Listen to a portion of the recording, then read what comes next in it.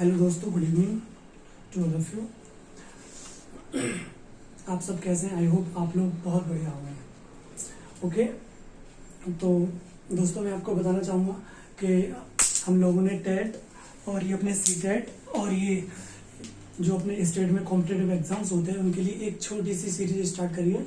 और उसमें क्या है, हम बेसिक सबसे पहले अपना जो चैप्टर है फर्स्ट नंबर सिस्टम उसको लेके चलेंगे। तो उसके रिगार्डिंग मैं आपको कुछ बताना चाहता हूँ, तो आप इसे थोड़ा ध्यान से पढ़िए। और उसके बाद हम लास्ट में अप्रॉक्स 10 क्वेश्चन प्रैक्टिस करेंगे और आप उसको भी देखिए ध्यान से। ओके, तो दोस्तों सबसे पहले बात करते हैं संख्या की। यानी अगर हमारा पहला चैप्टर है नंबर सिस्टम, हमारा पहला चैप्टर क्या है? Number system. तो नंबर सिस्टम में सबसे पहले बात करते हैं संख्याओं की। ओके, तो संख्या क्या होती है? जैसे दो या दो से अधिक अंकों के समूह को हम क्या कहते हैं? संख्या। लेकिन आपको एक बात और बतानी चाहिए कि हमारी जो भी संख्याएं हैं वो 1 से लेकर 9 तक की संख्या तथा 0 से मिलकर बनी होती है। हमारी जो भी संख्याएं हैं जो हम यूज करते हैं डेली लाइफ में और वैसे भी अपनी कैलकुलेशन में यूज करते हैं, तो वो सारी संख्याएं क्या है कि 1 से लेकर 9 तक की संख्याएं और 0 के ऐड करके हमारी सारी संख्याएं बनती हैं। यानी कहने का मतलब ये है कि जो हमारे संख्याक होते हैं वो क्या होते हैं? 1 2 3 4 5 6 7 8 9 और 0। ठीक है, आई होप आपको ये बात समझ में आई होगी। उसके बाद हम बात करते हैं प्राकृतिक संख्या की। यानी प्राकृतिक संख्या क्या होती है? वे संख्याएं यानी जिनका यूज हम किसके लिए करते हैं? काउंटिंग के लिए, यानी किसी चीज को गिनने के लिए। यानी वे संख्याएं जिनका यूज हम किसी चीज की गिनती करने के लिए बात करते हैं। अगर हम बात कर ले जैसे गिनती करने की बात करें तो उसमें कौन कौन सी संख्या आती है? 1 2 3 4 5 7 8 8 9 10। ये सारी संख्याएं किस में आती है? प्राकृतिक संख्या में। अच्छा, आपको एक बात माइंड में आ रही होगी कि 0 क्यों नहीं होती प्राकृतिक संख्या? तो 0 प्राकृतिक संख्या इसलिए नहीं होती क्योंकि आप जरा अपने दिमाग से सोचिए कि अगर हम किसी चीज की गिनती करेंगे तो ऐसे थोड़ी नहीं बोलेंगे। अगर मान लो तुम्हें सामने कुछ चीज दिखाई दी, मान लो आपको पहाड़ दिखाई दिया, तो आप ये बोलेंगे कि हमें 0 पहाड़ दिखाई दे रहा है? नहीं, आप बोलेंगे हमें 1 पहाड़ दिखाई दे रहा है, 2 दिखा रहा है, 3 दिख रहा है। जो भी आप गिनती करेंगे तो हमारी 0 है वो प्राकृतिक संख्या, यानी प्राकृतिक संख्या मीन्स नेचुरल नंबर। तो 0 हमारा प्राकृतिक संख्या में नहीं आता। अब बात करते हैं पूर्ण संख्या यानी होल नंबर। दोस्तों होल नंबर क्या होते हैं? वो 0 से स्टार्ट होते हैं। 0 1 2 3 4 5 6 ये सब क्या होते हैं? हमारे पूर्ण संख्याएं। और आपको एक बात और याद रखनी है कि जितनी भी हमारी पूर्ण संख्याएं वे सभी क्या होते हैं? पूर्णांक। इसका मतलब ये हुआ कि 0 भी एक क्या है? हमारा पूर्णांक है। यानी 0 भी हमारा एक क्या है? पूर्णांक। यानी 0 भी एक इंटीजर है। आपको शायद ये बात आपको याद रखनी चाहिए। आगे बात करते हैं सम संख्याओं की। तो सम संख्याएं क्या होती हैं? वे संख्याएं जो 2 से पूरी तरह कट जाए, यानी कहने का मतलब जिनमें 2 का डिवाइड चला जाए, वो संख्या क्या होती है? वो संख्या होती है सम संख्या। जैसे 2 4 6 8 10। अब आपको एक बात और ध्यान रखनी है कि 0 भी एक कैसी संख्या है? सम संख्या। आई होप आपको ये बात समझ में आई होगी। आगे बात करते हैं विषम संख्याओं की। तो दोस्तों विषम संख्याएं क्या होती हैं? वे संख्याएं जो 2 से पूर्णतः विभाज्य नहीं होती, जो जिनमें 2 का भाग नहीं जाता, तो वो होती है विषम संख्याएं। जैसे 1 3 5 7 9। ओके, यानी विषम संख्याओं को इंग्लिश में कहते हैं ऑड नंबर और सम संख्याएं होती है इवन नंबर। अब आगे बात करते हैं अभाज्य संख्याओं की। अभाज्य संख्या क्या होती है? यानी प्राइम नंबर। वे संख्याएं जिनके केवल 2 ही गुणनखंड होते हैं, जिनके केवल 2 ही गुणनखंड होते हैं। कौन कौन से? एक तो वन होगा और एक वो खुद होगी, एक वो संख्या खुद होगी। तो वो संख्या क्या होगी? एक वो संख्या खुद होगी और एक वन होगा उस संख्या का गुणनखंड। यानी वे संख्या जिनके केवल 2 ही फैक्टर होते हैं।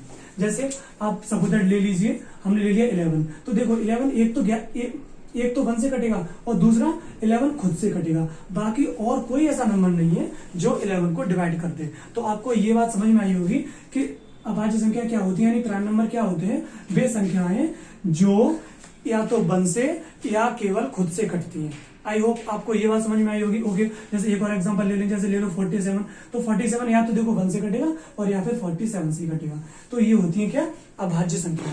ओके, अब बात करते हैं दोस्तों भाज्य संख्याओं की। तो भाज्य संख्या तो आप जानते ही होंगे बेसिक, यानी जिनके 2 से ज्यादा फैक्टर होते हैं। इनमें कितने होते हैं? 2। यानी अभाज्य संख्याओं में कितने होते हैं? 2। लेकिन भाज्य संख्याओं में क्या होते हैं? 2 से ज्यादा। फॉर एग्जाम्पल 4 के देखो 1 होगा, 2 होगा और 4 खुद होगा। तो इसके 2 से ज्यादा फैक्टर है। इसके क्या है? 2 से ज्यादा फैक्टर। तो ये कैसी संख्या है?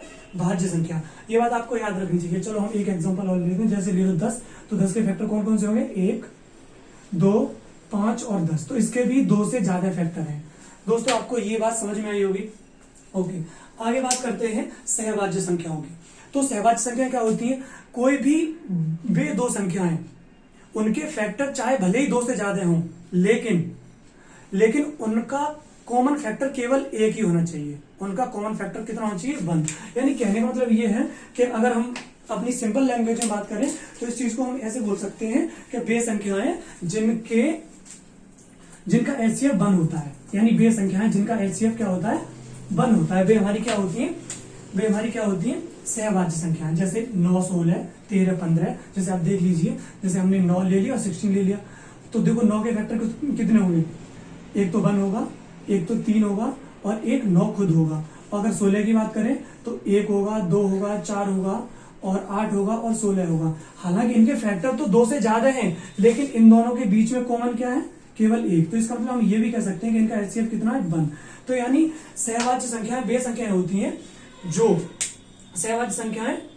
होती हैं जिनमें केवल एक ही फैक्टर कॉमन होता है, वो भी कौन सा, 1। या सिंपल लैंग्वेज में बात करें कि जिनका एचसीएफ क्या होता है, 1। ओके, एक और एग्जांपल ले लेते हैं। जैसे अपना 13 और 15 है, यानी 13 और 15। तो देखो 13 के फैक्टर दोस्तों कौन कौन से होंगे, 13 का फैक्टर होगा 1 और 13 खुद होगा, और 15 के फैक्टर कौन सा होगा, 1 होगा। देखो 15 के फैक्टर कौन कौन से होंगे, 1 होगा, 3 होगा, 5 होगा और 15 होगा। तो हालांकि इनके फैक्टर देखो चाहे भले ही 2 हो या 2 से ज्यादा, कोई फर्क नहीं पड़ता, लेकिन उनके बीच में केवल कॉमन फैक्टर कितना होना चाहिए, 1। तो वो संख्या हमारी क्या होगी, सह अभाज्य संख्या है। आई होप आपको ये बात समझ में आई होगी। ओके दोस्तों, आगे बात करते हैं twin prime number. Twin prime number क्या होते हैं, बे अभाज्य संख्याएं। यानी ट्विन प्राइम नंबर क्या होते हैं, बे अभाज्य संख्याएं जिनमें केवल 2 का अंतर हो, जिनमें केवल कितने का अंतर हो, 2 का अंतर हो, जिनमें केवल 2 का अंतर हो, वे संख्याएं क्या होती हैं, twin prime number. For example के लिए अभी हम बता देते हैं आपको। ओके दोस्तों, तब आगे बात करते हैं सर। ओके दोस्तों, अब हम बात करते हैं किसकी, ट्विन प्राइम नंबर। तो मैं आपको बता रहा था ट्विन प्राइम नंबर क्या होते हैं, यानी बे अभाज्य संख्याएं जिनमें केवल कितने का गैप होता है, 2 का। जैसे 3 और 5, देखो गैप कितने का है, 2 का। 5 और 7 गैप कितने का है, 2 का। 11 और 13 गैप कितने का है, 2 का। 17 और 19 गैप कितने का है, 2 का। ऐसे और भी आगे हो सकती है, देखो 29 और 31 और 41 और 43। तो ये सारी संख्या क्या है, ट्विन प्राइम। लेकिन हमसे पिछली बार एग्जाम में क्वेश्चन पूछा था कि 1 से लेकर 100 तक कितनी ट्विन प्राइम संख्या है, तो टोटल कितनी है, 8। ये बात आपको याद रखनी है कि 1 से लेकर 100 तक कितनी ट्विन प्राइम नंबर हैं, तो कितने, 8। अब बात करते हैं परमेय संख्याओं की। तो परमेय संख्या क्या होती है, यानी वे संख्याएं जो P अपॉन Q के फॉर्म में होती हैं, वे संख्याएं जो P अपॉन Q के रूप में होती हैं। जैसे और सुनो, जहां पर Q is not equal to 0। देखो 3/5 ये भी P अपॉन Q के फॉर्म में है, ये कितना लिखा है 5/7, ये भी P अपॉन Q के फॉर्म में। जैसे 0 है तो देखो हम 0 के नीचे किसी को लिखते हैं 0.5, तो ये भी P अपॉन Q के फॉर्म में है। हमने क्या कहा था, Q 0 के इक्वल नहीं होना चाहिए, P हो जाए उससे कोई दिक्कत नहीं है। जैसे रूट 4 है तो रूट 4 का स्क्वायर रूट लेंगे तो कितना हो जाएगा, 2। तो ये भी क्या है, एक परमेय संख्या है। जैसे ये 6.052, यहाँ से फिर 3 रिपीट हो रहा है। ओके, तो ये भी एक कैसी संख्या है, परमेय संख्या। ओके, अब बात करते हैं अपरमेय संख्याओं की। तो दोस्तों अपरमेय संख्या कौन सी होती है, वे संख्याएं जो P अपॉन Q के फॉर्म में नहीं होती, जो P अपॉन Q के फॉर्म में नहीं होती। यहाँ भी क्या कंडीशन है कि Q is not equal to 0। जैसे 4.01256 ऐसे रिपीट होता जा रहा है, तो ये क्या है, अपरमेय संख्या है। और क्या, जैसे √5, देखो √5 का हम स्क्वायर रूट लेंगे तो कितना 2 पॉइंट करके कुछ आता है, तो ये भी बहुत लंबे समय तक यानी रिपीट होता है। √7, √8 और पाई। अब पाई, देखो पाई भी एक अपरमेय संख्या है, ये बात आपको बहुत अच्छे से ध्यान में रखनी है। ये क्वेश्चन कई एग्जाम में आ चुका है। हालांकि आप लोगों को एक बात दिमाग में आ रही होगी कि सर भैया पाई की वैल्यू तो 22/7 होती है, वो सिर्फ एक कैलकुलेशन के लिए होती है, लेकिन ये पाई की एग्जैक्ट वैल्यू नहीं है। ये जो 22/7 है यानी 22/7 है, ये पाई की एग्जैक्ट वैल्यू नहीं है, ये सिर्फ एक कैलकुलेशन करने के लिए है। ओके, जो पाई की एक्चुअल वैल्यू होती है वो ऐसे आती है 3.14 ऐसे करके आगे यानी रिपीट होती रहती है। तो ये भी एक ऐसी अपरमेय संख्या, अल्फा बीटा गामा, ये भी क्या है, एक अपरमेय संख्याएं हैं। ओके, अब बात करते हैं क्वेश्चन। हम क्वेश्चन लेंगे कुछ, वो सॉल्व करेंगे।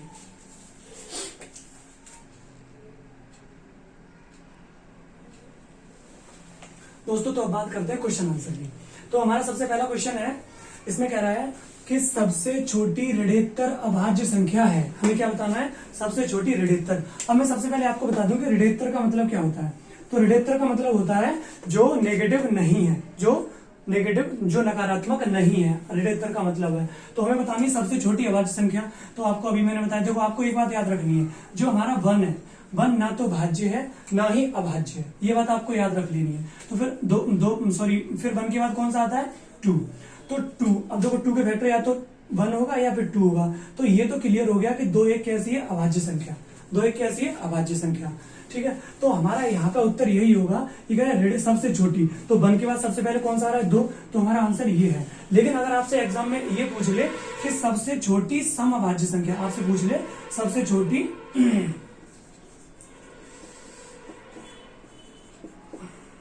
समअभाज्य, अगर आपसे पूछे कि सबसे छोटी समअभाज्य संख्या कौन सी है, तो फिर भी आपको 2 ही बतानी है, क्योंकि 2 सम भी है और सबसे छोटी भी है और अभाज्य भी है। ओके, ये 2 एक इकलौती ऐसी संख्या है जो सम है और अभाज्य है, बाकी कोई भी सम संख्या अभाज्य नहीं है। आई होप आपको ये बात समझ में आई होगी। अब आगे सेकंड क्वेश्चन में कह रहा है, ये आपको समझ में आया? सेकंड क्वेश्चन कह रहा है कि 100 के समभाजक हैं, यानी 100 के कितने समभाजक हैं। हालांकि ये क्वेश्चन मैं आगे बताने वाला था, लेकिन ये आ गया है तो मैंने बता दिया है यहाँ पे। तो इसमें पूछ रहा है कि 100 के समभाजक हैं, तो इसके लिए हमें ये पता होना चाहिए कि 100 के टोटल फैक्टर कितने होते हैं। तो देखो दोस्तों, 100 को लिखेंगे, क्या लिखेंगे? 4 × 25 लिख देंगे। 4 का मतलब क्या होता है? 2 की पावर 2, और 5 का मतलब होता है 5 की पावर 2। अच्छा, ये बात आपको समझ में आई होगी। अगर ये बात समझ में आई तो अगर किसी भी नंबर के फैक्टर निकालने होंगे, इसके कुल कितने फैक्टर होंगे, तो हम लोग क्या करते हैं, यहाँ पे पावर 2 है तो 3, यहाँ भी पावर 2 है तो 3, तो 3 3 3 9, यानी 3 3 9। तो यानी 100 के जो टोटल फैक्टर है वो कितने हैं? 9। उसमें सम भी है और उसमें विषम भी है, आपको ये बात याद रखनी। अच्छा, और देखो 100 है वो किस किस से कटता है? देखो एक तो 1 से कटता है, एक 5 से कटता है और एक 25 से कटता है, बाकी और भी नंबर से कटता है। लेकिन ये ऐसे नंबर हैं जो क्या है? विषम। ये नंबर कैसे हैं? विषम। विषम नंबर केवल 3 ही हैं जिनसे 100 कटता है, तो टोटल 9 है, 9 में से 3 विषम है, तो फिर सम भैया कितने बचे? सम कितने बचे? 6। तो यानी कहने का मतलब ये है कि 100 के जो समभाजक हैं वो कितने हो जाएंगे? 100। ओके, आगे बात करते हैं कि पाई 1 है, तो पाई कैसी है? सम संख्या है या विषम संख्या है या अभाज्य संख्या है या अपरिमेय संख्या? तो मैंने अभी आपको बताया, आपको बहुत अच्छे से पता होगा। तो पाई 1 क्या है? हमारी अपरिमेय संख्या है, क्योंकि पाई ना तो सम संख्या है, ना विषम है, ना अभाज्य है। पाई कैसी है? अपरिमेय संख्या। कैसी है? अपरिमेय संख्या। ये बात आपको रट लेनी है, ये क्वेश्चन एग्जाम में बहुत बार रिपीट हुआ है। आगे बात करते हैं प्रथम 5 धन ऋण संख्याओं का योग। अब प्रथम 5 धन ऋण, यानी धन ऋण का मतलब होता है अभाज्य। क्या होता है? अभाज्य। आपको याद रखना है कि धन ऋण का मतलब क्या होता है? अभाज्य। तो प्रथम 5 अभाज्य संख्याओं का योग बता दो, ये तो बहुत सिंपल है, इसमें कुछ नहीं है। देखो 1 तो मैंने अभी आपको बता चुका हूं कि 1 ना तो सम होता, 1 ना तो भाज्य होता ना ही अभाज्य होता। तो पहली संख्या होगी अभाज्य 2, दूसरी 3, 5, 7 और उसके बाद फिर कौन सी होगी? 11। तो इनका सम कितना होगा? इनको ऐड कर दो, सबको जोड़ दो इनको, सिंपल सी बात है। तो देखो 2 और 3 5, 5 और 5 10, 10 और 7 17, 17 में 11 ऐड करेंगे तो दोस्तों कितना हो जाएगा? 28। तो इसका आंसर कौन सा है? 28। इसका राइट आंसर है सी। आगे बात करते हैं कि कौन सा ट्विन प्राइम नहीं है। इसमें क्या कह रहा है? कौन सा ट्विन प्राइम नहीं है। तो मैंने अभी ट्विन प्राइम के क्या बताया था कि बे प्राइम संख्याएं, यानी बे प्राइम नंबर जिनके बीच में सिर्फ कितने का गैप होता है? 2 का। जिनके बीच में सिर्फ कितने का गैप होता है? 2 का। तो देखो 5 और 3 के बीच में कितना गैप है? 2 का, और बिल्कुल दोनों अभाज्य हैं। दोनों कैसी हैं? अभाज्य हैं। 41 43 अभाज्य हैं, बिल्कुल अभाज्य हैं। गैप कितने का है? 2 का, तो ये भी है। 59 61 अभाज्य है, हाँ भी अभाज्य है। गैप कितने का है? 2 का। 19 23 अभाज्य है, बिल्कुल अभाज्य है। लेकिन गैप कितने का है भैया? 4 का। तो ये नहीं हो सकती। हमने बताया था कि बे प्राइम नंबर जिनके बीच में सिर्फ 2 का गैप हो वो सिर्फ हमारी क्या होंगी? Twin prime number. तो ट्विन प्राइम नंबर ये वाला नहीं है, बाकी 3 है, ये बात याद रखनी है। और मैंने एक चीज बताई थी कि 1 से लेकर 100 तक कुल कितने ट्विन प्राइम होते हैं? 1 से लेकर 100 तक कुल कितने ट्विन प्राइम होते हैं? 8। ये बात भी रख लेनी है, पुराने साल पेपर में आ चुका है क्वेश्चन कि 1 से लेकर 100 तक की ट्विन प्राइम संख्या कितनी होती है। आगे लास्ट क्वेश्चन है एंड लास्ट है ये कि सबसे छोटी भाज्य विषम संख्या है, क्या बतानी है? भाज्य। देखो कई बार हम लोग क्या करते हैं कि अभाज्य पढ़ लेते हैं जल्दी जल्दी, क्वेश्चन बहुत गलत होता है, तो हमें ये बात पहले सोच समझ लेनी चाहिए, क्वेश्चन को ध्यान से पढ़ लो कि क्वेश्चन में पूछना क्या चाह रहा है। तो क्या पूछ रहा है? भाज्य। क्या पूछ रहा है? भाज्य। अच्छा देखो ये भी अभाज्य है, ये भी अभाज्य है, ये तो भैया ऑप्शन हो ही नहीं सकता। और हमने बताया एक तो ना तो भाज्य ना अभाज्य, तो ये हटाओ। तो सबसे पहली विषम अभाज्य संख्या कौन सी है? 9। ये बात आपको अपने दिमाग में फिट कर लेनी है। आई होप आप लोगों को बहुत अच्छा समझ में आया होगा। दोस्तों आज के लिए इतना ही रखेंगे, आगे मुलाकात होती है आगे। Okay, thank you.